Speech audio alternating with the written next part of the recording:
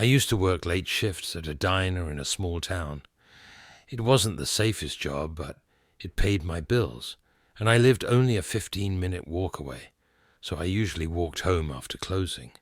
Most nights were uneventful, quiet streets, the occasional car passing by. But one night, things felt different. It was just after 1 a.m., and the streets were unusually empty. The sound of my footsteps felt too loud. As I turned a corner, I noticed a man walking on the opposite side of the street. At first, I didn't think much of it. But then, I realized he wasn't just walking. He was matching my pace. I slowed down. He slowed down. I sped up. He sped up. At that moment, I crossed the street at the next intersection. Pretending like I was just heading in a new direction, the man crossed too. I could hear his boots scrape against the concrete, and the sound seemed to get closer. I tried to stay calm. Maybe he lived nearby. Maybe I was overthinking.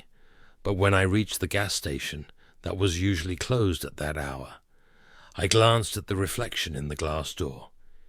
He was right behind me, so I turned left, walking quickly down a street that would loop back toward my apartment. I glanced over my shoulder.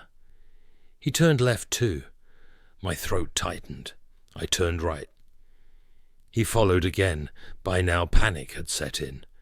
My apartment was still a few blocks away, and I didn't want him to know where I lived. My only option was to find somewhere safe. I spotted a 24-hour laundromat at the end of the street.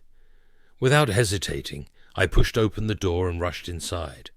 There was an older man inside, folding clothes.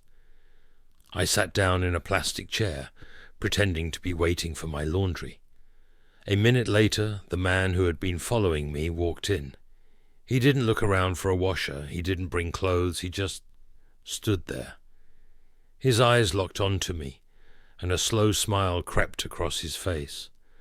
My stomach dropped. I could feel my hands shaking.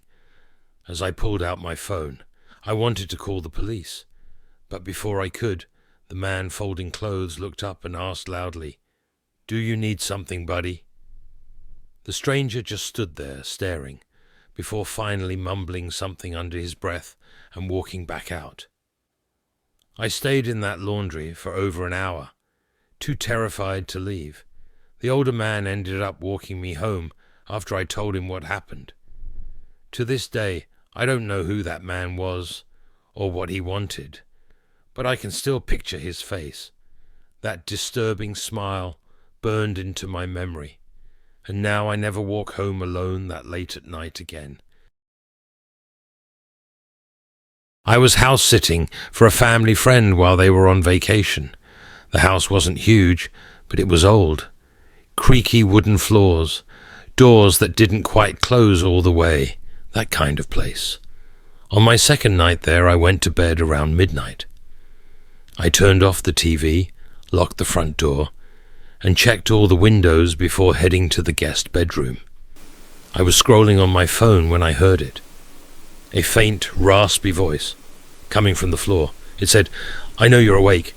At first I thought maybe the neighbors were talking outside, but the voice was right below me, muffled like it was coming from under the bed. I froze. The bed was low to the ground, barely any space underneath.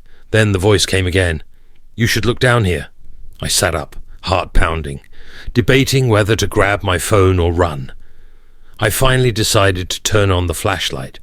My hands were shaking so badly I could barely hold it steady. I leaned over the side of the bed, shining the light down into the small gap. Nothing. Just dust and an old shoebox. I sat back up, trying to convince myself I imagined it. But then, right at my ear, I heard it a third time, perfectly clear. Too slow. I bolted out of the house barefoot and didn't come back until the owners returned. They told me later that, from last month, their kids complained about hearing someone talking under their beds at night. They'd never believed them. I live in a small ground-floor apartment in a quiet neighborhood. It's not the safest area, but I've been here for 2 years without any real problems. My bedroom window faces the street, but it's usually fine because I keep the blinds closed at night. It was a rainy Friday evening in early October. I had finished dinner and was lying in bed scrolling through my phone when I heard something unusual, a soft tapping sound. At first I thought it was just the rain, but then I realized it wasn't random. It was 3 slow, deliberate knocks on my bedroom window. I froze. My blinds were closed, but I could see the faint shadow of someone standing there. I live alone. No friends were coming over. Nobody should be outside my window at 11 p.m. I didn't move. Maybe if I stayed quiet, they'd leave. But after about 10 seconds, there were 3 more knocks, this time louder. My heart was racing now. I reached over to grab my phone from the nightstand, but before I could dial anyone, a low male voice spoke from outside. "I know you're in there. Open up." I instantly got chills. His tone wasn't angry. It was almost calm, like he was stating a fact. I whispered, "Hello?" Not sure why I even answered. There was a pause, and then he said, "It's too cold out here. Let me in." I shot out of bed, went straight to my living room, and called 911. I told them someone was outside my window trying to get in. While I was on the phone, the knocking started again, but this time it was on my living room window. The dispatcher told me to stay on the line and keep away from the windows. I sat on the floor in the hallway, listening. No more knocks, no footsteps, just the sound of rain. Within about 5 minutes, the police arrived. I watched through the peephole as 2 officers walked around the building with flashlights. One of them knocked on my door and asked me to come outside. They showed me fresh, muddy footprints, starting from the sidewalk and leading right up to both my bedroom and living room windows. The strange part was, the prints didn't lead back to the street. They just stopped under the second window, like the person had vanished. The police stayed for a bit and told me to keep my windows locked. After they left, I went back inside, locked everything, and sat in my bed with the lights on. Just as I was starting to calm down, I got a text from an unknown number. It said, "You should have let me in." I moved out the next week. My sister uses Uber almost daily for work. One night around 2 a.m., she ordered a ride after her shift. The driver seemed normal, friendly even, but a few minutes in, she got a weird feeling that something was off.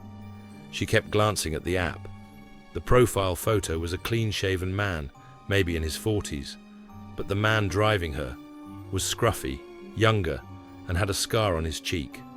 When she asked, "Hey, are you John?"